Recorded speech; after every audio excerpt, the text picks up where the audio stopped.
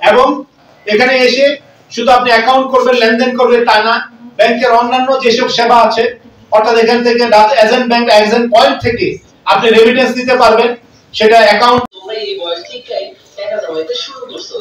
মাটির ব্যাংকের চাইয়া অনেক ভালো উপায় আছে তোমরা লাগা। সেইটা হলো স্কুল ব্যাংকিং। সরকারের অনুমোদন দেয়া যে কোনো স্কুলে 18 বছরের কম বয়সী সব ছাত্রছাত্রী মাত্র 100 টাকা জমা কইরা অভিভাবকের সাহায্য নিয়ে নিজের নামে ব্যাংক হিসাব খুলতে পারে। এই ব্যাংক হিসাব চালাইতে কোনো ফিও দেওয়া লাগে না। তার মানে আমরাও বিনা খরচে ব্যাংক অ্যাকাউন্ট খুলতে পারবো? নিশ্চয় পারবা।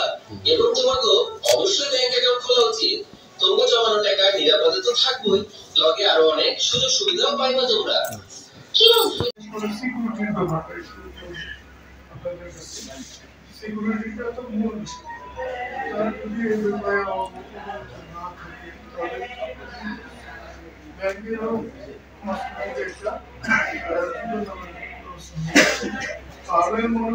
কিন্তু আপনি এটা চালু করতে পারবেন, আমাদের ষোলোতে চালু করতে পারবেন। কিন্তু কোর ব্যাংকিং এর যেটা আছে, যদি কার্ড নেন সেখানে কিন্তু এটা কার্ড নেওয়ার পর থেকেই চালু থাকে। আপনার কোর ব্যাংকিং আমাদের ষোলোতে ফোন দিয়ে অল্টারনেটিভ যারা কার্ড দেয় তাদেরকে ফোন দিয়ে ওইখান থেকে আপনি এটা নিতে হবে। এছাড়া কিন্তু আপনি পারবেন না। রোগ করা আছে কিছুই লাগে না।